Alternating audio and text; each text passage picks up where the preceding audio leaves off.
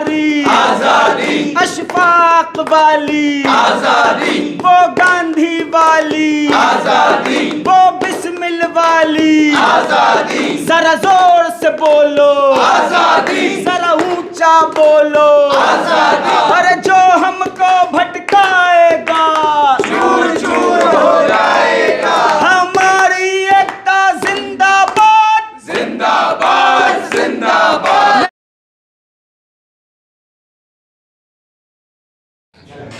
नमस्कार दोस्तों, संविधान लाइव में आपका स्वागत है। और अभी पीछे आपने जो नारे सुने, वो नारे पिछले साल लगातार 3 महीनों तक भोपाल की फिजाओं में गूंजते रहे। माजी बमोला की मस्जिद से बाबे सिकंदरी से जब हम झील को देखते हैं तो इतिहास की कई झुर्रियां भी हमें दिखाई देती हैं। उसी भोपाल में 2020 की शुरुआत के 3 महीनों में लगातार जो सत्याग्रह आंदोलन चला सीए, एनआरसी और एनपीआर के खिलाफ, उसके युवा साथी हमारे साथ में हैं, जिन्होंने उस आंदोलन को ऊंचाई दी, बुलंदी दी और उसे मध्य प्रदेश की एक ताकतवर आवाज बनाया। आज इन्हीं से हम जानेंगे कि वो कौन सा दौर था, वो कौन सी प्रेरणाएं थी जिनके जरिए वो एक आंदोलन में शामिल हुए और उस आंदोलन ने उनके अंदर क्या बदलाव लाए।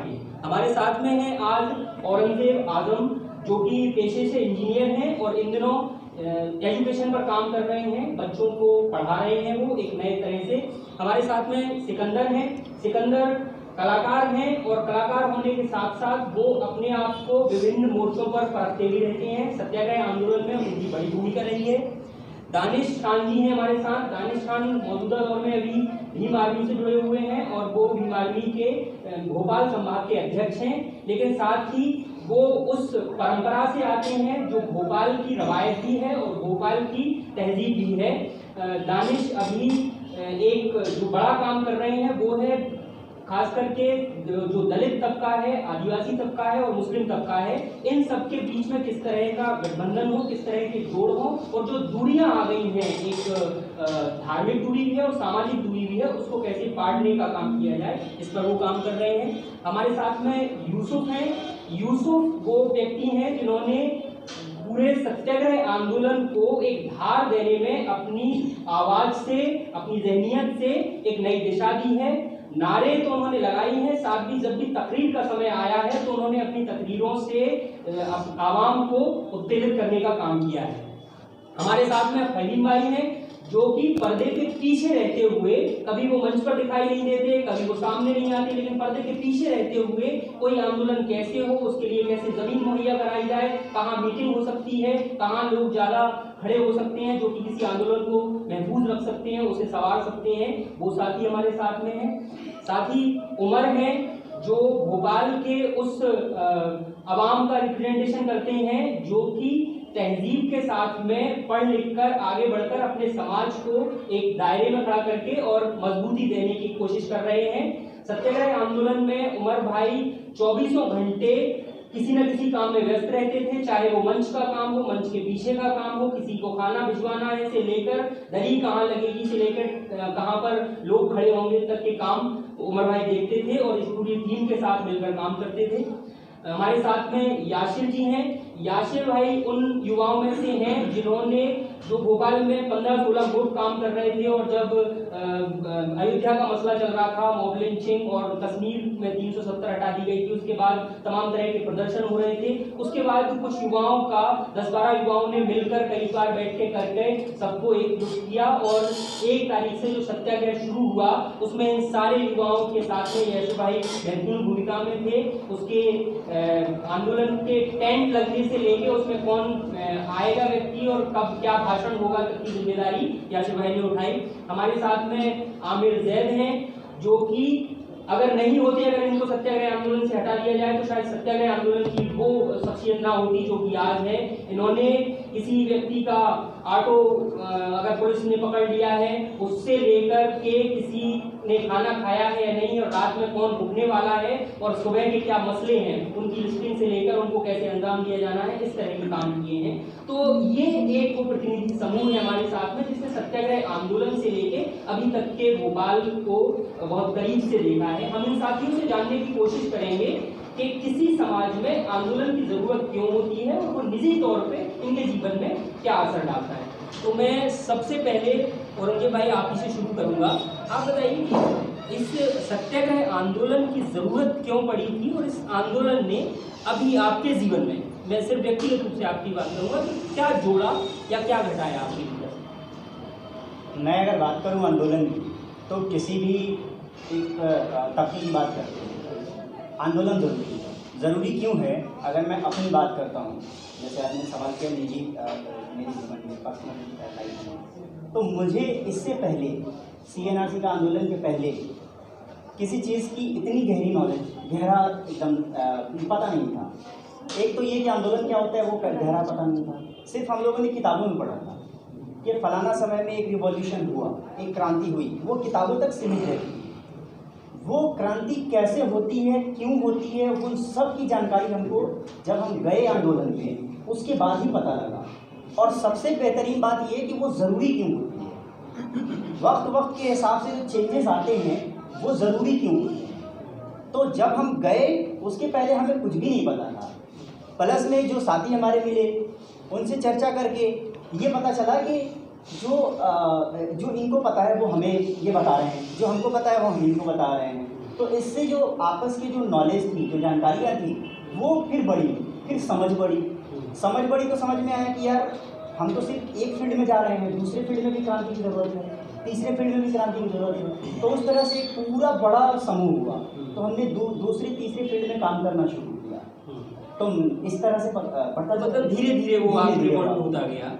आमिर भाई आपसे जानना चाहूँगा मैं कि आप एक तरह से सत्याग्रह जब चल रहा था इकबाल मैदान में 24 घंटे आप लगभग वहाँ रहते थे, और कई बार मैंने सुबह आपको जागते हुए देखा, 6-7 बजे आप जाग रहे हैं और चाय पी रहे हैं वहाँ पर। तो वो 24 घंटे का जो दौर था उसे आप किस तरह से लेते हैं और निजी तौर पर आपके जीवन में उससे क्या बदलाव आया? निजी तौर पे तो सबसे बड़ी चीज़ एक एक्टिव हुए सारे लोगों को, एक तरीके से अलग अलग संगठनों से थे सारे लोग, पर एक प्लेटफॉर्म पे आके सब ने एक काम करा तो ताकत बढ़ी। सबसे बड़ी चीज़ तो वहाँ हुई, सारे प्लेटफॉर्म पे से आके सब एक प्लेटफॉर्म पे आ गए, सबसे बड़ी ताकत तो वहाँ आके बढ़ गई। एक तरीके से कहते हैं कि भोपाल क्या पूरे हिंदुस्तान के अंदर जहाँ भी देखो हर जगह बुराई है। सारे लोगों ने मिले, टुकड़ों में काम करते करते सब एक प्लेटफॉर्म मिला, एक प्लेटफॉर्म मिलके और फिर वहाँ जब काम करा।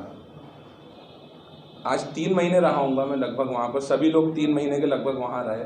3 महीने होने के बाद एक प्लेटफॉर्म मिला, उसके बाद फिर जो काम करा है तो हो सकता है मैं तो नहीं, सारे लोग लगभग जानते होंगे कि उन्होंने उनके दिल पे हाथ रख के कहेंगे तो क्या क्या काम करे हैं उन्होंने, उस चीज़ को बयान तो कोई कर ही नहीं सकता। इस चीज़ को तो सभी जानते हैं कि सब ने अपने अपने स्तर पे बहुत ही अच्छा काम करा है और समाज के अंदर एक एक्टिव हो गए सारे लोग। जो लोग सोया करते थे आज उनको भी दिख रहा है कि एक दूसरे को देख के ही सारे लोग एक्टिव होते हैं और आज उस चीज़ में सारे लोग खड़े हैं। यश भाई आप कराऊंगा कि आप जब शुरू कर रहे थे आंदोलन, 1 तारीख से सत्याग्रह के लिए बैठे, लेकिन उसके पहले की क्या स्थिति थी, थोड़ा उसके बारे में कि क्या बातें हो रही थी? क्या ऐसा लग रहा था कि 3 महीने तक हम कंटिन्यू बैठे रहेंगे और वो भी कोविड नहीं आता तो शायद और लंबा चलता? तो उसके पहले 1 जनवरी 2020 के पहले की स्थितियाँ क्या थी और साथियों के बीच में किस तरह की चर्चा हो रही थी? हाँ, ऐसा तो खैर हमने नहीं सोचा था कि 3 महीने या उससे ज़्यादा ही चलेगा या बीच में कोविड का मामला आ गया, लेकिन ये था कि सब साथी एक्चुअली हम लोग बाद में आकर के ही हमारी वहाँ पे इकबाल मैदान पे सत्याग्रह पे मुलाकात हुई। सब अलग अलग NGO से उससे जुड़े हुए लोग थे और जब ये शुरू हुआ NRC का मामला तो फिर धीरे धीरे सब इकट्ठा हुए। ऑफिस में एक जगह हम लोगों की मुलाकातें हुई तो फिर वहाँ पे बैठ के ये डिसाइड किया गया कि भाई इस तरह से हम काम कैसे करेंगे। एक जगह पे लोगों को बुलाना पड़ेगा, वहाँ पे सब इकट्ठे होंगे तभी वो सब काम हो सकते हैं।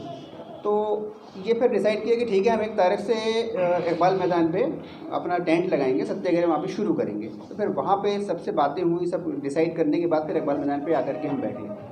फिर शुरुआत में काफ़ी परेशानियाँ आई। पहले तो हमें परमिशन ही नहीं मिल रही थी वहाँ पे बैठने के लिए। फिर दानिश भाई का NGO है, उस पर पेपर पे हमने उसकी वो ली, परमिशन ली मेरा खुद का एक एनजीओ उसके उस पर भी लिया था, फिर उसके बाद 2 तरह से परमिशन, क्योंकि वो परमिशन दे नहीं रहे थे, वो अलग अलग उस पर एनजीओ के पेपर में हमने। इकबाल मैदान के लिए ही आपने किया था या पहले कहीं और जगह भी करना था? हाँ, पहले एक्चुअली हमारा प्रोग्राम था वहाँ पे पास में कुत्सिया पार्क है, वहाँ पे हम करना चाह रहे थे, लेकिन क्योंकि वहाँ पे गवर्नमेंट ने शायद काम चल रहा था पार्क का कुछ, तो उसमें गड्ढे वगैरह हो गए थे, खुदा पड़ा था, वहाँ बहुत ज़्यादा कचरा था वहाँ उसके अंदर। फिर हमने कहा हम इकबाल मैदान पे बैठते हैं, तो वहाँ पर हम आए, तो फिर उसके बाद इकबाल मैदान पे बैठे हम फिर। तो मतलब जद्दोजहद चल रही थी, दिमाग में ऐसा क्लियर नहीं था कि ऐसा चलाना है? हाँ, ऐसा कुछ क्लियर नहीं था, लेकिन आने के बाद जब साथ जुड़े और फिर जब प्लानिंग की तो करते चले गए, धीरे धीरे सब होता चला गया एक के बाद एक। फिर सिकंदर भाई, आप मूलतः कलाकार व्यक्ति हैं और क्रिएटिविटी में अपने काम करते हैं। ये एक समूह को आप पहले से जानते थे, सभी लोग एक दूसरे को, और एक दूसरे के साथ में काम करते थे आप लोग? मैं काफ़ी कम लोगों को जानता था मैं, और जैसे अब्दुल्ला है या आबिद भाई हैं, यासिर हैं, इन लोगों से बात हुई थी। और जब सत्याग्रह शुरू होने वाला था तो हम लोग भोपाल के अलग चौराहों पे, जैसे वीआईपी रोड हो गया या वो जो कुत्सिया पार्क बता रहे हैं, तो वहाँ पर हम लोग कई बार खड़े हो जाते थे, कॉल्स वगैरह आते थे। और लेकिन ये एक अच्छी बात रही कि अब ऐसे दोस्त हो गए हैं। और एक बात बहुत अच्छी शेयर करना चाहूँगा कि जो सत्याग्रह था वो एक हिंदुस्तान है वो था कि उसमें सभी मज़हब के अलग अलग विचारधाराओं के लोग थे। तो मैं तो सबसे यही कहता था कि अगर हमने इस एक घर में यानी एक टेंट के नीचे अगर जीना सीख लिया, रहना सीख लिया, तो हम मतलब ये हमारा हिंदुस्तान है और हम आसानी से इसमें जीत सकते हैं। और इस आंदोलन को करने के बाद हम दुनिया का कोई सा भी आंदोलन कर सकते हैं। उमर भाई, आप तो थोड़ी देर से हम लोग हैं, आपसे फहीम भाई जानना चाहते थे कि आप आंदोलन को बहुत करीब से देख भी रहे थे और दूर भी थे। तो अब 1 साल बाद जब आंदोलन को देखते हैं तो आपको क्या लगता है कि आंदोलन ने आपको क्या सीख दी? आंदोलन ने मुझे ये सीख दी कि जो मैं एक अकेली ताकत पड़ा हुआ था, ये मेरे तमाम भाइयों के साथ मिलके हम इकट्ठा हुए, हमें इंसानियत आई हमारे अंदर कि हम कैसे समाज के अंदर अच्छे कामों के तरफ बढ़ें। और एक दूसरे से सीखा है हमने, जैसे कि सिकंदर भाई ने बताया कि एक टेंट के नीचे रह के मैंने इनसे सीखा, ये सब मेरे सीनियर लोग हैं, इनसे मैंने सीखा और सीख कर समाज के लिए काम करना शुरू किया। और बहुत सुकून है इस बात का कि कम से कम एक अच्छा काम किया हमने, और आइंदा भी हम सब एक साथ रहकर अपने हक और हुकूक के लिए काम करेंगे, बात करेंगे, और तमाम जहाँ भी इंसानियत के लिए काम होगा वहाँ पे हम सबसे पहले पहुँचेंगे। एक बात और शेयर करना चाहता हूँ, जैसे हमने कोई भी काम करने से पहले एक हमारा मोटो होना चाहिए कि जो औरंगज़ेब से जो आपने सवाल करा था, उस सवाल को मैं थोड़ा सा मतलब डिफ़ाइन करना चाहता हूँ कि क्या मकसद है हमारा। तो जब टेंट लग रहा था तो उससे पहले एक छोटी सी मीटिंग हुई थी हमारी, तो उसमें मेरा सवाल ये था कि हम क्यों करना चाह रहे हैं और इसके आगे रिज़ल्ट क्या होगा। कानून तो एक अलग बात है कि वो बदले हटाया जाए, तो उसमें ये बात निकल कर आई कि हमें एक नई लीडरशिप मिलेगी जो हमारे भोपाल के लोग देख रहे हैं। और सबसे बड़ी चीज़ होती है कि लोगों के अंदर अवेयरनेस, जागरूकता, लोग जागरूक होंगे। तो उसके बाद ऐसा हुआ कि हमारे भारत में कहीं भी किसी के साथ जुल्म हुआ या अत्याचार हुए तो भोपाल के लोगों ने सबसे पहल की।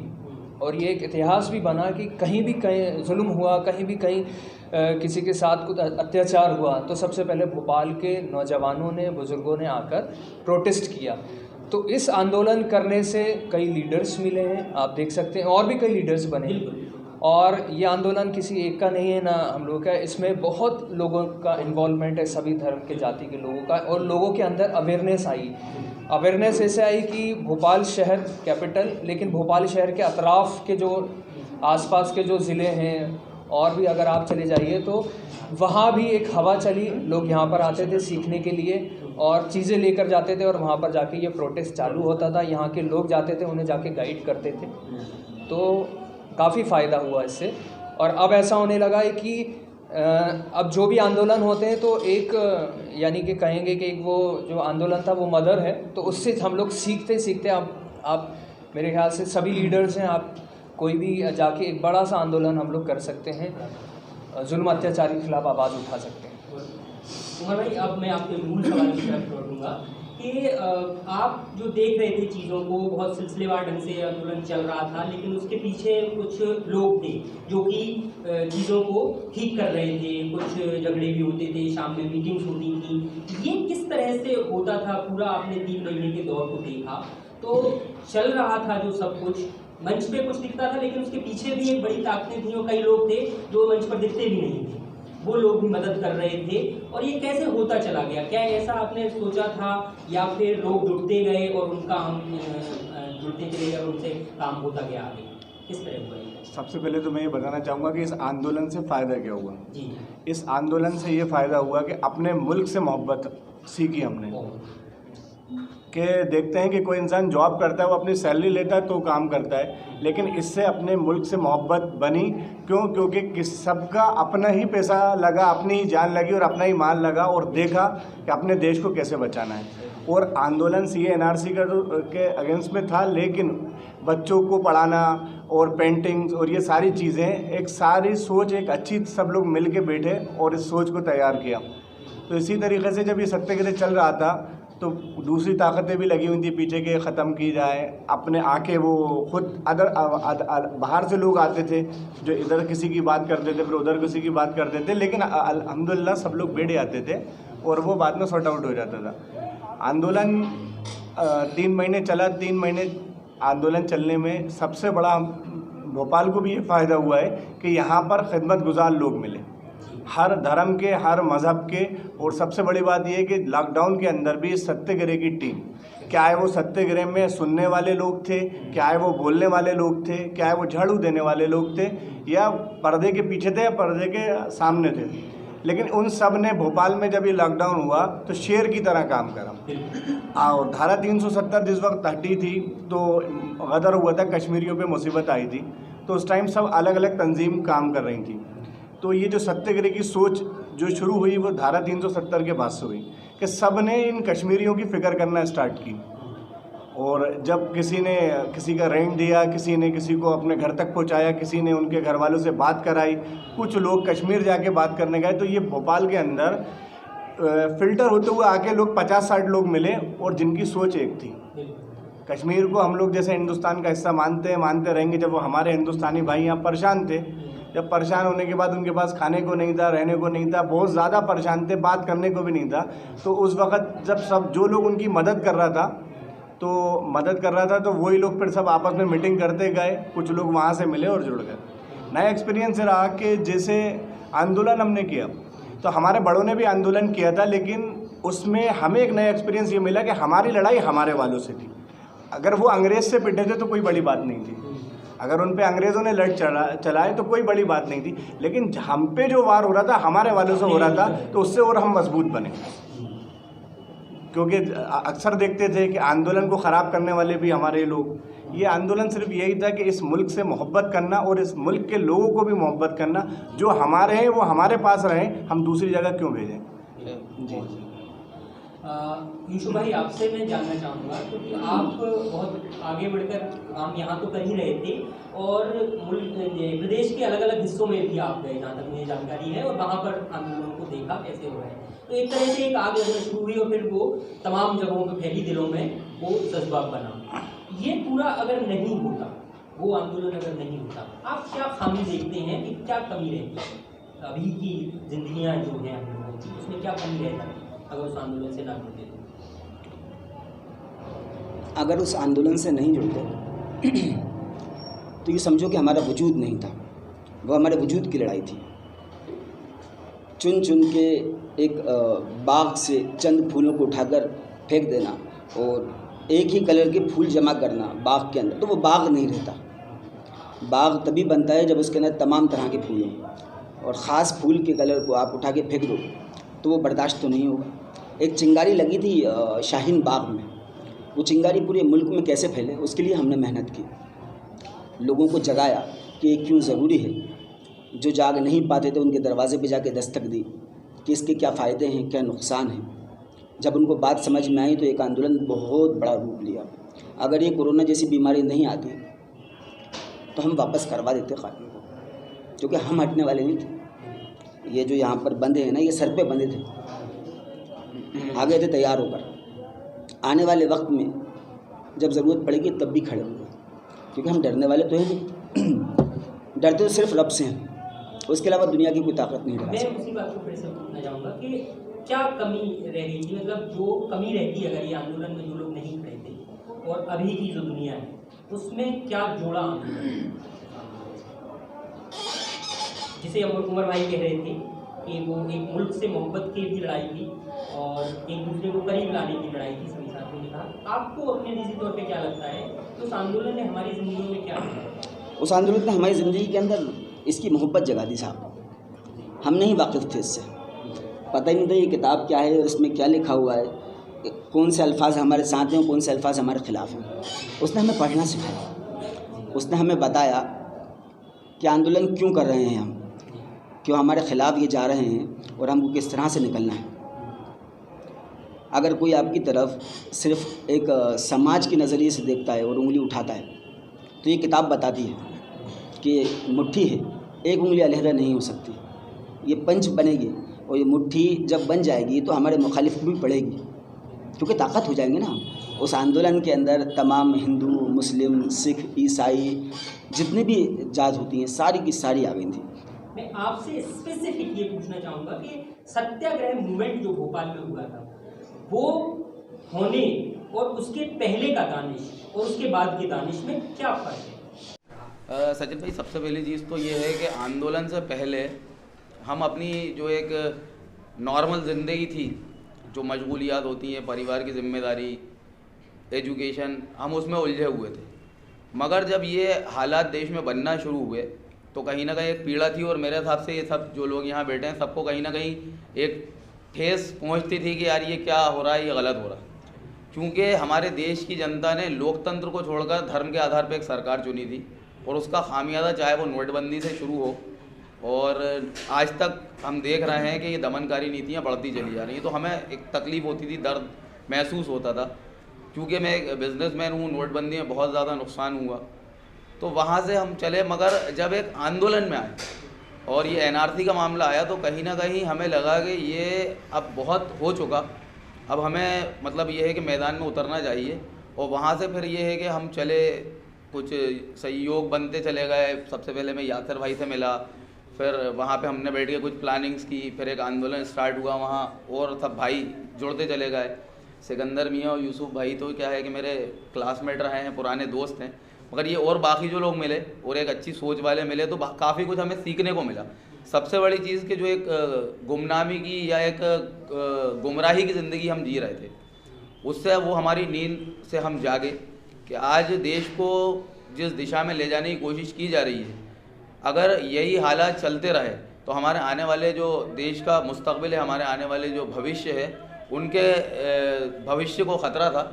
इसलिए बस ये आंदोलन में आए और आज बहुत अच्छा फील करते हैं, एक गर्व महसूस होता है कि जो हमारे पूर्वजों ने एक हालात और एक समय देखा था आज़ादी के समय का, आज कहीं ना कहीं हम उसी दिशा पे जा रहे हैं और उस तरफ कदम आगे बढ़ा रहे हैं। और वो आंदोलन भी एक परिवर्तन लाया था और आशा करता हूँ मैं कि ये जो आज देश में हालात बन गए हैं, ये जो युवा आज अपने अधिकारों की लड़ाई लड़ रहे हैं, उनमें से मैं भी एक छोटा सा हिस्सा हूँ, तो हम सब मिलकर देश को एक नई दिशा की तरफ ज़रूर लेके जाएंगे। आप लोग जब आंदोलन कर रहे थे सभी, तो कुछ साथी रहे होंगे जिन्होंने मोटिवेट किया होगा कि हाँ ये करना चाहिए और इस काम में मदद की, ने जो भी मदद लगती है वो करते हैं, और कुछ साथी ऐसे होंगे जो कि पीछे हट गए होंगे, जो देख रहे होंगे कि नहीं करते हैं। वो चेहरे कौन से याद आते हैं आपको, वो लोग कौन थे जो आपको आज याद आते हैं कि इन्होंने हमको आगे बढ़ाया और इस आंदोलन को या दुनिया देखने की जो नज़र आंदोलन से मिली उसमें सहयोग किया, और जो लोग पीछे हट गए हैं क्या वो अब उनका नज़रिया बदला है, ऐसा उन्होंने कुछ कहना शुरू किया है? नज़रिया क्या बदलेगा, ऐसा कोई वो नहीं था कि एक दूसरे से एक्टिव हो, तो सारे व्हाट्सएप ग्रुप्स में चल जाते हैं मैसेजेस एक्टिव होने के लिए। और आज के टाइम पे तो एक नॉर्मली बात हो गई है कि ग्रुप में मैसेज वायरल हो गया कि फला जगह इकट्ठा होना है। यह आंदोलन जहाँ से शुरू हुआ ऐसा नहीं है, इकबाल मैदान जब 370 की जब बात आई थी, जब से वहाँ एक प्रोटेस्ट होना चालू हो गया है। कहते हैं ना, जब अपने ऊपर जब बात आ जाती है तो हर एक इंसान एक्टिव हो जाता है। 370 कश्मीरी था तो सब सो रहे थे, जब अपने वजूद पे बात आ गई, जब अपने ऊपर बात आ गई तो एक तरीके से लगभग आधा भोपाल तो एक्टिव हो ही गया होगा। सबसे बड़ी चीज़ कि अपने वजूद अपने ऊपर आई तो फिर सब एक्टिव हुए, और ऐसा कुछ है, ऐसा है नहीं कि एक दूसरे से, वो तो है ही, जो हम छोटा हूँ मैं इन सब में, तो इन सभी लोगों ने आगे बढ़ाया एक तरीके से, इन सब ने बढ़ाया, इन सभी को देखते हुए, एक दूसरे को देखते हुए ही एक दूसरा इंसान सीख सकता है। कोई भी ऐसा नहीं जो ऊपर जन्म लिया है किसी इंसान ने तो वहाँ से तालीम हासिल करके नहीं आया है। हर इंसान तालीम दुनिया में ही आके हासिल करता है, उसी के हिसाब से वो अपनी नॉलेज को देखते हुए आगे बढ़ता चला जाता है। एक और मतलब इसी में मैं जैसे भाई आप जो बात करें तो उस पर करिए, भाई आपसे भी गुजारिश रहेगी कि जब आंदोलन हो रहा था तो मैं जितना दूर से देख पा रहा था, मैं आप लोगों को देखता था, तो एक बराबरी का लहजा सभी के भीतर था। कोई बड़ा छोटा मुझे नहीं लगा कि ऐसा रहा, और सब अपनी बात को कहते थे पूरी ताकत के साथ। वो सही है गलत है मुझे लगती है तो कह रहा है वो व्यक्ति, तो ये भी एक दिखाई दिया। उसे किस तरह से देखेंगे और किन लोगों को आप याद करते हैं उस आंदोलन के, जो कि बहुत ताकत के साथ खड़े रहे? अच्छा सवाल किया आपने। एक्चुअली यहाँ पे जो हम बैठे हैं तो हमारे बहुत सारे साथी हैं जो पहले दिन से हमारे साथ थे और इस वक्त नहीं है, वो अभी फ़िलहाल किसी वजह से नहीं आ पाए वो।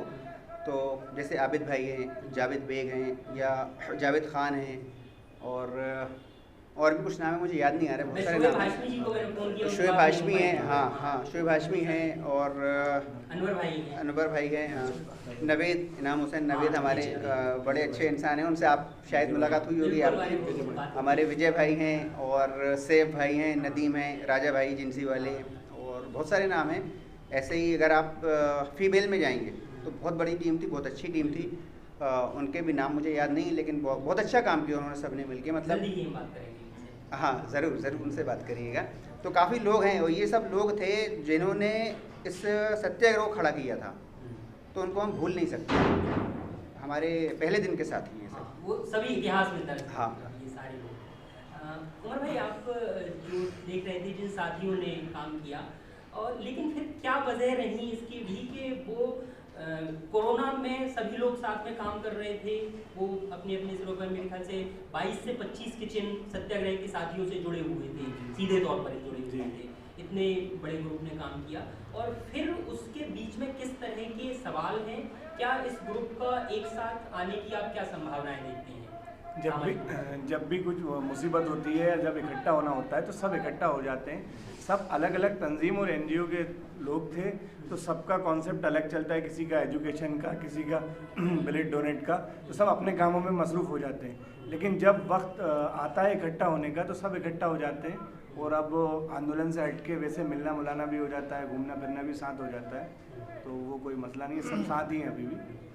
तो भाई आप अभी जो काम कर रहे हैं, सामाजिक काम जो भी है, उसमें क्या लगता है आपको कि अगर उस दौर का जो लोग थे उनसे जो संपर्क हुआ, जिन लोग अकेले, आपने कहा कि अकेला था और फिर साथी मिले, तो कैसे ताकत मिली फिर बाकी कामों में आपको? बाकी ताकत ऐसे मिली कि पहले तो इतना 370 हो गया तो समझ ही नहीं पाए, और सबसे पहले सीख मिली वो दादियों से। जब मैं शाहीन बाग अपने परिवार के साथ गया, जब भोपाल में तो लगा नहीं था सत्याग्रह, तो वहाँ से फिर मैं शाहीन बाग गया, जामिया गया, और जामा मस्जिद भी गया, वहाँ प्रोटेस्ट लिए। जब तक हमारे भाई लोगों ने यहाँ पे शुरू कर दिया, तो फिर उसके बाद यहाँ पे बेहतर काम किया सबके साथ मिलके, थोड़ा बहुत जैसा भी है।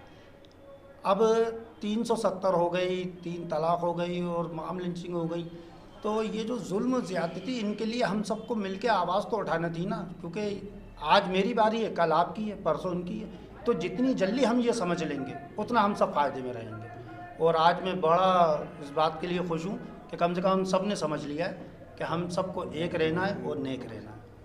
वहीं पर जो, और फिर कई तरह के आपने उसमें इम्प्रूवमेंट भी किए नारों के बीच में, ये कलाकारियाँ की, और बाद में जो आपकी ज़िंदगी में जितने भी वाक़ये आए उसमें उन सब का क्या योगदान रहा है? दरअसल नारे, और नारे के बाद एक कन्हैया और टाइप के जो अल्फाजों का इस्तेमाल किया, सिर्फ एनआरसी का ही है। जब पहले दिन मैं आया तो मैंने महसूस किया कि यहाँ पर एक चमक की ज़रूरत है, एनर्जी की ज़रूरत है। स्पीच अक्सर लोग आकर देते हैं और एक वक्त रहता है, तब तक ही इंटरेस्ट रहता है। 2-5 मिनट के बाद थोड़ा सा ट्रैक चेंज हो जाता है स्पीच देने वाले बंदे का। कहीं ना कहीं ख़ुद का भी वजूद उसको कायम करना होता है। नारी के अंदर एक ख़ास बात यह है कि ये जुड़ा था टोटल आंदोलन से साहब, और ये ज़मीर को ज़िंदा करता था। अब रही बात कि मेरे अंदाज से लोग इतनी मोहब्बत क्यों करते थे, क्योंकि मैं ज़ुबान से नारे नहीं लगाता था, मैं दिल से नारे लगाता था। और जब दिल की आवाज़ निकलती है ना, तो बूढ़ा हो, बच्चा हो, जवान हो, उसके दिल पे असर करती है। दिल पे असर करती है तो फिर उसका कहना चाहिए कि रिस्पॉन्स गवर्नमेंट देखती है कि बंदा खड़ा हो गया है, बंदे के साथ उम्मत खड़ी हो गई है, तो ये जाहिर सी बात है या तो डरना है या पीछे हटना है, क्योंकि ये तो नहीं हटने वाले। नारों ने एक अलग पहचान दी। इवन कुछ साथियों के साथ अभी किसान आंदोलन दिल्ली भी गया हुआ था मैं, वहाँ पर भी मेरी बात थी, वहाँ पर भी नारे थे, वहाँ भी लोगों ने खूब पसंद किए। ज़िंदा हो गया मैं साहब, पहले मैं मुर्दा था एक तरह से कहना चाहिए, इस आंदोलन ने ज़िंदा कर दिया। तो मतलब एक तरह से हम ये कह सकते हैं कि जो 75 के आंदोलन में याद करते हैं लालू प्रसाद यादव या बाकी जो लोग थे, और ये उस आंदोलन से निकले, तो अगले 20-25 सालों में कि यूसुफ नारे वाला अच्छा, एनआरसी वाला यूसुफ ना यूसुफ नारे वाला एनआरसी वाला तो अच्छा है, यूसुफ को ज़्यादातर याद किया जाएगा उसी क्रांतिकारी सोच से, क्योंकि हम ग़ुलाम नहीं हैं पॉलिटिकल लोगों के, और ना ही हम पॉलिटिकल लोग हैं। सभी पॉलिटिक्स में चले जाएंगे तो पॉलिटिकल लोगों की टांग कौन खींचेगा? तो हमारा वजूद बस उतना ही है कि हम टांग खींचेंगे अगर कुछ गलत करेंगे, सामने रहते हुए आईना दिखाते। क्योंकि अक्सर लोग डरते हैं जब वो वजूद में है, पावर में है, तो उसके सामने कोई बोल नहीं सकता साहब। अगर बोलोगे तो तुम्हारे ऊपर ऐसे ऐसे कानून लगा दिए जाएंगे जिससे तुम देशद्रोही साबित हो जाओ। हम सीना चौड़ा करके खड़े हुए हैं। वो तो बहुत आसान है, समय किसी को नहीं, देखिए उसके वजह सबसे बड़ी चीज़ ये है कि ये जो दायित्व जिन लोगों का था, जो हमारा विपक्ष था या जो हमारा चौथा स्तंभ कहा जाने वाला मीडिया था, इन्होंने अपनी अगर जिम्मेदारी छोड़ दी है तो हमारी इस देश के नागरिक होने की बदौलत ये जिम्मेदारी बनती है कि अगर वो अपना दायित्व नहीं उठा रहा है तो कम से कम हम वो जो है विपक्ष की भूमिका निभाएं और सरकार से सवाल करते रहें, ताकि एक लोकतंत्र की जो खूबसूरती हो बनी रहे। थोड़ा सा निजी होकर फिर उसी पे बात आता हूँ, जो छेड़ दी है इन्होंने बात कि उस दौरान जब आप काम कर रहे थे तो देशद्रोह का नारा बहुत तेजी से उछाला जा रहा था, और बहुत आसान होता है सरकार के लिए इस समय की कि वो अपने खिलाफ उठती हुई किसी भी आवाज़ को देशद्रोह, कभी खालिस्तानी, कभी नक्सली, इस तरह के, कभी पाकिस्तानी, कभी कांग्रेसी, इस तरह के टैग देती है, जिसमें कि देशद्रोह उसका सबसे पेटेंट हो चुका है ये। तो आप लोगों को भी कहीं ना कहीं इस तरह के अल्फाज का सामना करना पड़ा, और खासतौर से घर में किस तरह की बातें थी, घर से किस तरह का सपोर्ट था, वो जानना चाहूँगा मैं। अगर हमारे घर से हमें सपोर्ट नहीं होता तो हम कभी भी, आज अगर आपने हमें यहाँ बिठा के रखा हुआ है, अगर ये हमें घर से रोक होती तो हम शायद यहाँ नहीं होते। घर वाले भी देख रहे थे कि भाई हालात बिगड़ रहे हैं, और अगर अब भी नहीं बोले तो ये दमनकारी नीतियाँ तो हमें गला दबा के मारने की पूरी तैयारी कर चुकी थी। और दूसरी चीज़ ये है कि हमारे समाज की एक बड़ी समस्या है कि अशफाक उल्लाह खां, भगत सिंह, क्रांतिकारियों की कहानियाँ सुनकर खुश तो सब होते हैं और चाहते हैं कि लोग इस दिशा में जाएं, मगर कोई भी नहीं चाहता कि अपने घर का बच्चा जो है वो इस मामले में आए। मगर मैं सौभाग्य मानता हूँ मेरे माता पिता का कि उन्होंने हमेशा से मुझे एक ऐसी सोच दी कि गलत को गलत कहने की हमेशा से मेरे अंदर ताकत रही, और वो माँ बाप का या घर वालों का ही सपोर्ट था कि अगर हम एनआरसी की लड़ाई लड़ पाए, या आज तक भी अपने देश में अपने लोगों की अधिकारों की लड़ाई लड़ रहे हैं, जैसा कि आपने कहा था कि हम बहुजन समाज और सभी को एक संगठित करने का काम कर रहे हैं, तो आज ज़रूरत है देश को जोड़ने की, क्योंकि अगर हमने अभी भी नहीं जोड़ा तो ये देश जो है वो दोबारा से उसी दिशा में जा चुका है जहाँ से ये शुरू हुआ था। तो ये सब घर वालों की वजह से ही हमें प्रेरणा मिलती है, ताकत मिलती है, और हम अपने अधिकारों की लड़ाई को लड़ने में सक्षम हैं। बाबाराव अम्बेडकर साहब ने, भीमराव अम्बेडकर साहब ने इस किताब के ज़रिए एक लाइन खींच दी है सीधी।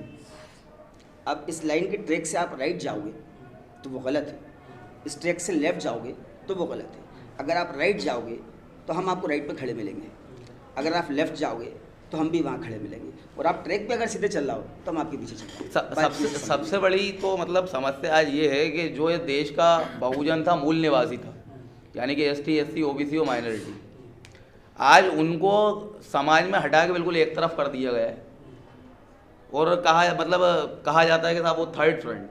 भाई हम तो फर्स्ट फ्रंट हैं, क्योंकि हम इस देश में, हमारा 3000, 3500, 4000 साल का इतिहास है। यूरेशिया और इधर उधर से तो आप लोग आए हो, तो हम थर्ड फ्रंट कैसे हो गए? हम फर्स्ट फ्रंट है भाई।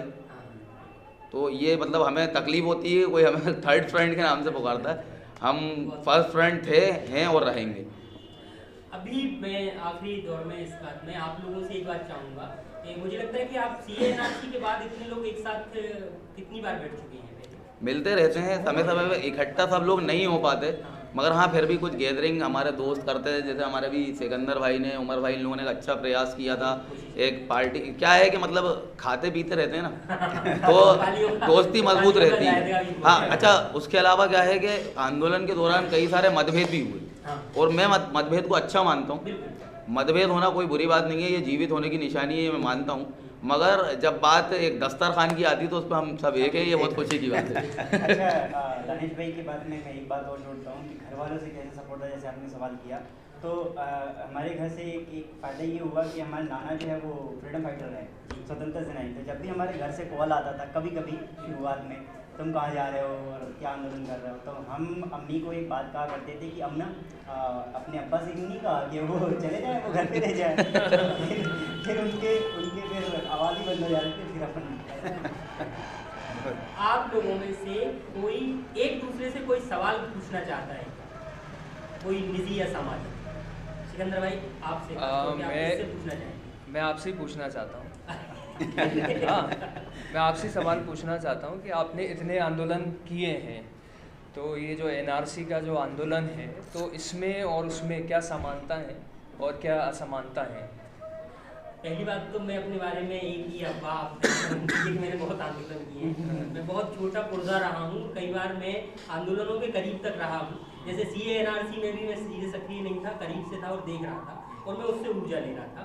उसी तरह से किसान आंदोलन या कोई भी हो, छात्र मूवमेंट में हम लोग साथ में रहे और मुझे लगता है कि मैंने 1998 में जो पहला आंदोलन में हम शामिल रहे थे, उस दौर से लेके अभी तक की जो खास बात देखता हूँ CA/NRC में जो साथी जुड़े थे वहाँ पर, एक तो वो कि उनमें से ज़्यादातर लोग पहले किसी आंदोलन से नहीं जुड़े थे, तो एक फ्रेश सोच थी। दूसरा ये कि वो किसी भी कीमत पर उनकी तैयारी थी और साथ में वो ये नहीं चाहते थे कि सिर्फ उसमें, जैसा इसने कहा भी कि शिक्षा का सवाल जुड़ा, वहाँ पर आपने बताया कि बच्चे पेंटिंग बना रहे थे, हाँ बच्चों के लिए वहाँ पर किताबें थीं, फिर महिलाएं लगातार जुड़ रही थी और एक दूसरे के बीच में जो रिश्ता बन रहा था।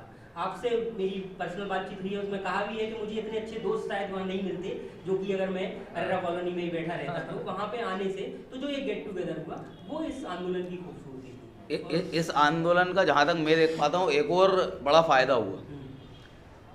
डेमोक्रेसी में बेसिकली 3 तरह की टीमें होती हैं, अगर वो सही तरीके से मिल जाए तो देश सही तरीके से चलता रहता है। वो टीमें हमें यहाँ मिली। एक टीम होती है जो कि समाज में वेलफेयर का काम करती है, तो हमारे पास वो भी साथी हैं। उसके अलावा दूसरी चीज़ ये है कि कुछ हमें ऐसे चेहरे मिले जो कि आने वाले समय में प्रदेश का नेतृत्व करेंगे, देश का नेतृत्व करेंगे पॉलिटिकल मंच पर। मगर उसके अलावा हमें एक मार्गदर्शन कमेटी भी मिली, जो कई ऐसे पुराने सोशल एक्टिविस्ट थे, आंदोलनकारी थे, जो बहुत लंबे समय से अपनी समस्याओं को लेके लड़ाई लड़ते चले आ रहे थे, समाज की समस्याओं को लेके। वो मिले तो हमारे पास मतलब ये गवर्नमेंट के लिए कि डरने वाली बात है कि इस टीम के पास जो है जो 3 अहम जो मुख्य होते हैं स्तंभ, वो तीनों स्तंभ हमारे पास हैं। जैसे आशा मिश्रा जी रही, लज्जा शंकर हरदेनिया जी रहे, उसके अलावा मुफ्ती रईस साहब रहे।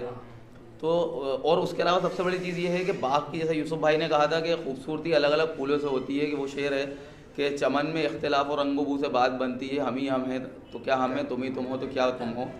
तो हमें सभी तरह के लोग मिले और आज भी वो हमें मतलब अगर इस टीम ने, युवा टीम अगर ग्राउंड लेवल पे काम कर रही है, रोडों पे काम कर रही है, फिर वो चाहे NRC का मामला रहा हो या फिर कोविड के टाइम पे किचन चलाने का, तो वो जो एक मार्गदर्शन कमेटी रही है जो कि पर्दे के पीछे रही है, मतलब मैं ठगा सा महसूस करूँगा यहाँ के अगर मैं उनका जिक्र ना करूँ। तो उन्होंने हमें बहुत गाइड किया हर मामले में और उनकी गाइडलाइन पे चल के हम यहाँ तक पहुँचे। उसी जिक्र में मुझे लगता है कि एक जिक्र ये भी था, अभी बीच में बात आई कि मीडिया ने उस तरह से सहयोग नहीं दिया, लेकिन मीडिया के भी कुछ साथी थे, जैसे खान आशु भाई थे, बिल्कुल सचिन श्रीवास्तव जी थे। तो ये लोग हमेशा साथ में हाँ बिल्कुल खड़े रहे और काम करते रहे। कौशल किशोर लगातार। उसके अलावा एक हमें वहाँ पे मिले हमारे बालेंदु प्रसाद जी, मतलब हमें वहाँ से ये सीखने को मिला कि कार्टून के जरिए भी मतलब ये है कि हम अपनी बात रखी जा सकती। बहुत अलग अलग लोग मिले। एक हमारा साथी था लॉब सिंह, वो उसकी चला गया वापस दार्जिलिंग। हाँ मतलब हमारे आंदोलन में साथ था, आज हमारा साथ यहाँ पर नहीं है। हमारे अहम साथी और इसमें अब्दुल्ला है, विजय श्रीवास्तव, अब्दुल्ला भाई मतलब हम लोगों की काफी लोग हैं। जब हम घर से निकले थे आंदोलन करने तो हमें सिर्फ एक मोटा मोटा पता था कि ये नुकसानदायक है, मगर इस सारे मामले को जो हमें सही तरीके से समझाया और डांट के समझाया, हमें लड़के समझाया, वो थे हमारे मतलब अब्दुल्ला भाई। और कहीं ना कहीं आज मैं तो मतलब उन्हें अपना गुरु मानता हूँ कि आज जिस दिशा में भी मैं जा रहा हूँ, जहाँ भी पहुँच रहा हूँ, उनका एक बड़ा अहम योगदान है उस मामले में। बिल्कुल। तो हमें सिखाया ना सचिन भाई, हमने जो लड़ना सीखा, जो हम सड़क पे उतरे तो उसमें बहुत बड़ा योगदान था अब्दुल्ला का, विजय, सचिन, सीमा, आशा मिश्रा और भी हैं जो नाम मुझे याद नहीं, लेकिन हाँ तो हमारी जो टीम निकली थी यूथ की, जब हम इन सबसे कुछ किसी से भी नहीं मिले थे, यासिर भाई से एक बहुत पुरानी मुलाकात थी हमारी, उसके बाद हम किसी से नहीं मिले थे। हम लोग जब निकले 15-16 के बीच जब जामिया पे लाठी चली तो रात को सब लोग मिले, रात को इकबाल मैदान पे वहाँ के बाद 16 के दिन में हमारे साथी अस्मा, उसने फिर कहा कि उससे हमने पूछा, उससे पहले हम लोग कठुआ रेपकांड जो हुआ था उसमें हम लोग कुछ कर चुके थे, तो उससे फिर मैंने पूछा कि ऐसा कुछ कर सकते हैं, फिर हम लोग आगे बढ़े। तो वहाँ के बाद 19-20 तारीख को जिस दिन मस्जिद तर्जुमा वाली मस्जिद में भी था, वहाँ से एक प्रोग्राम था, तो वहाँ के बाद बैठ करके हम लोगों ने किया कि युवा की टीम, नौजवानों की टीम कैसे बनाई जाए और प्योर आर्टिस्टिक होना चाहिए। तो हम लोगों ने जो परिंदे ग्रुप आजकल जो भोपाल में चल रहा है, वो वहाँ से वो शुरू हुआ कि हम आर्टिस्टिक रहेंगे। फिर हम लोगों ने वहाँ इस पे शुरू हो 144 लगा हुआ था, वहाँ बैठने खड़े नहीं होने देते, तो हम लोगों ने एक एक खंबे के नीचे एक एक को खड़ा करना शुरू किया, तो वहाँ से फिर चला, फिर वहाँ से भगा दिया। तो बहुत सारी ट्रिक्स भी सीखी, जैसे कि ये गवर्नमेंट बार बार 144 लगा देती थी, तो फिर वो भी सीखा कि भाई इनका ये जो ट्रैप है, ये जो ट्रिक है जिसमें उलझाने की कोई मतलब अभी तक जो था लोगों को लगता था कि सिर्फ नारे लगाना, धरने देना यही आंदोलन होता था, मगर वहाँ से हमने सीखा कि मतलब बहुत सारी विविधताएं होती हैं, बहुत सारे ऐसी चीज़ें होती हैं जिसके माध्यम से हम सरकार के खिलाफ अपनी आवाज़ को बुलंद कर सकते हैं, फिर वो चाहे पेंटिंग हो, गाकर हो, नारे लगाकर हो, या और भी कई सारी दीगर चीज़ें जो हमने वहाँ से सीखी। तो हमें मतलब हमारी आने वाली लाइफ में ये आंदोलन जो है ये एक टर्निंग पॉइंट के रूप में हम देखते हैं। अब मैं आपसे बस आखिरी सवाल, खासतौर से आपसे ही रहेगा ये सवाल कि दिसंबर 2019 और जनवरी 2020 ये भोपाल के लिए बहुत वाइब्रेंट थे। उस समय सरकार एक कौम को, एक तहजीब को, एक पूरे सोच को, जिसमें सिर्फ किसी धार्मिक सोच ही नहीं बल्कि सवाल करने वाली पूरी सोच थी, उसे पीछे धकेलने की कोशिश कर रही थी, और वो उठ के आई और सरकार के खिलाफ नारे बुलंद करते हुए पूरे देश भर में शाहीन बाग उसने बना दिया। और उसी सरकार ने इस साल के आखिर तक आते आते कोविड के बावजूद एक पूरे समाज को जो जमीन से जुड़ा हुआ है, जो आपको अन्न दे रहा है, उसे पीछे धकेलने की साजिश शुरू की और वो उठकर तैयार होता है, लेकिन उसकी सुगबुगाहट भोपाल में उस तरह से दिखाई नहीं देती। कितनी भी एसआईओ के बावजूद, एक अच्छी टीम होने के बावजूद, आंदोलनकारी जज्बा होने के बावजूद, उस तरह से क्यों ताकत के साथ खड़ा नहीं हो पा रहे? नहीं सर, कोशिश हम लोगों की बराबर जारी है और हम लोगों का खौफ प्रशासन में बहुत है, क्योंकि हमने एक प्रोटेस्ट प्लान किया था 23 तारीख को, जो हम बैठना चाह रहे थे नीलम पार्क, तो हम मतलब हमें देख के खुशी हुई कि हमसे ज़्यादा वहाँ पे पुलिस मौजूद थी, तो कहीं ना कहीं एक सरकार डर रही है। उसके बाद अब लेकिन दानिश चिंता भी होनी चाहिए। नहीं, चिंता तो बिल्कुल है हमारे। हाँ अरे सर देखिए, सीधी सी बात है कि अब अगर डर रहे हो या तो की बात नहीं है, ये अपने अंदर भी कि हम उतने क्यों ताकत के साथ में नहीं पहुँच पा रहे। वो सर मैं दानिश का जवाब देना चाहूँगा। हम इसलिए हमारी कोशिश ये रही थी कि किसान आगे आए हैं, क्योंकि हम भोपाल शहर में रहते हैं, हमारे ठीक है बाप दादा या परदादा हमारे किसान रहे हैं, सभी के रहे हैं, लेकिन हमारी कोशिश थी, तो हमने कई लोगों से बात भी की थी, जैसे नीलम पार्क में कोशिश की थी, और कोशिश हमारी यही है कि जैसे हमारे जो बड़े हमें पीछे से गाइड कर रहे थे तो हम उनके साथ में रहें, लेकिन हमारी भी गलती है और कि हमें उस तरीके से लीडर्स नहीं मिले। हम न्योता देते हैं किसानों को कि वो आएँ और यहाँ ग्राउंड लेवल पे जो भी उनको ज़रूरत पड़ेगी या जिस भी तरीके से ये हमारी टीम जो है वो हमें जिस तरीके से इस्तेमाल करना चाहें बिल्कुल इस्तेमाल करें, मगर आगे उन्हें ही आना पड़ेगा, क्योंकि अगर हम आते हैं तो सिर्फ एक भोपाल से नहीं, कहीं ना कहीं ये जो सरकार है वो उसको जोड़ देगी कि भाई ये NRC के जो लोग हैं ये इस आंदोलन के पीछे सब सपोर्ट कर रहे हैं, और कहीं ना कहीं हम वो नहीं चाह रहे कि ये आंदोलन हमारे पहले जो है किसानों को ही आगे आना है, बाकी तो हम रहेंगे ही रहेंगे पीछे, क्योंकि रोटी हमारे पेट में भी है, हमें रोटी का हक अदा करना है।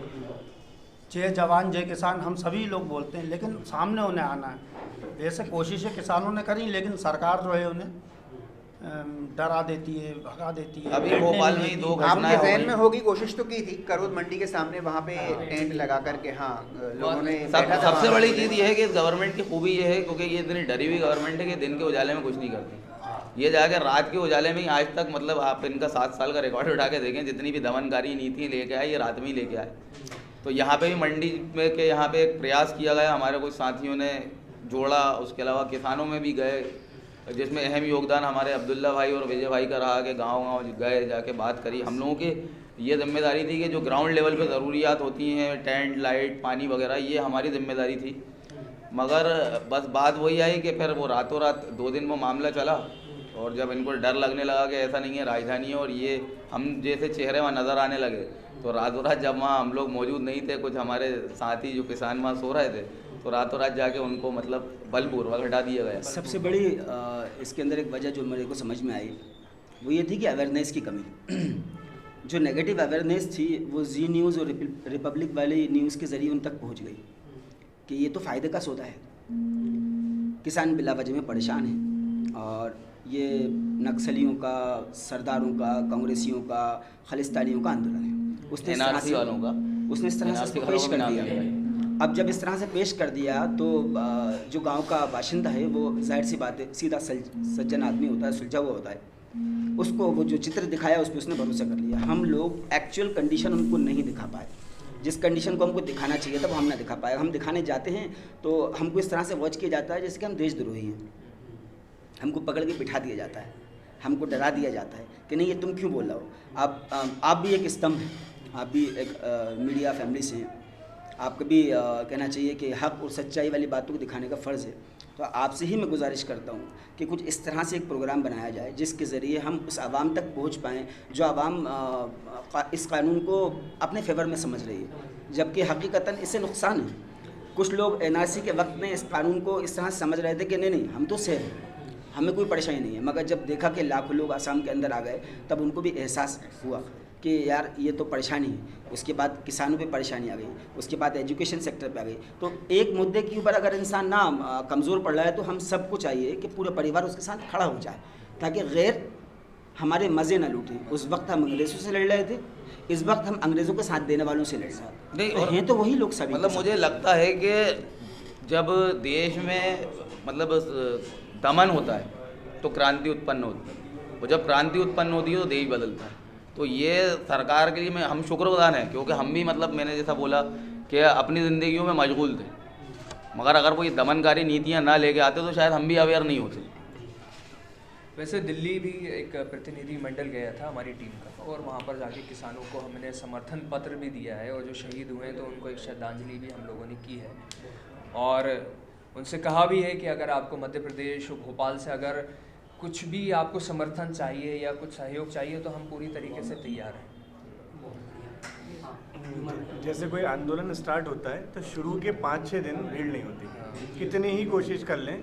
जैसे सत्याग्रह इकबाल मैदान जब आंदोलन हुआ था तो 4-5 लोग थे। हाँ, मतलब कुछ लोग हमारे हंस रहे थे कि क्या टेंट वेंट गाड़ लिया, उन्होंने पहली बार देखा था। कुछ हम लोग भी ये सोच रहे थे कितनी भीड़ आएगी, क्या हम लोग भी कॉन्फिडेंट नहीं थे उस चीज़ को लेके कि भाई। उसके बाद दिल में सबके डर बैठा हुआ था कि पुलिस पकड़ लेगी, ये वो। हिम्मत आई तो जैसे बताया यहाँ से आए, इसको पढ़ा, अब्दुल्ला भाई ने लेक्चर दिए कि नहीं आप, और जो भी बोला संविधान के दायरे में।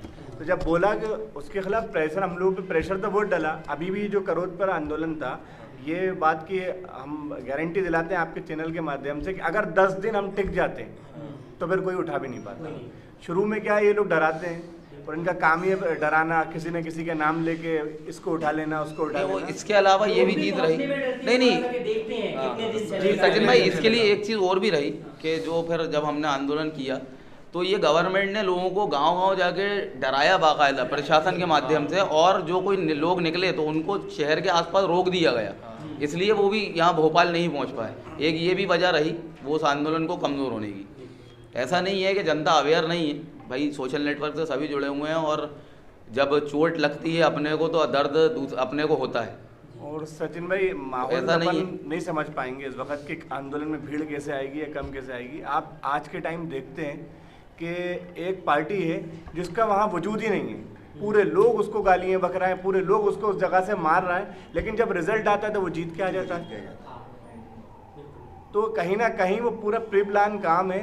आपका आंदोलन कितना चलना है, कहाँ तक चलना है, आप अपनी पूरी मेहनत कर रहे हो, लेकिन हाँ पीछे से वो लोग। जो अपन सत्याग्रह आंदोलन आपने चलाया, उसके पहले लोगों को लाने के लिए छोटी छोटी मीटिंग्स ग्रुप में भी करना शुरू की, छोटी छोटी मीटिंग्स करना शुरू करी ग्रुप में। उसके अलावा हमारी कोई टीम्स थी जो कि बस्तियों में जाके अवेयर करती थी, लोगों को समझाती थी।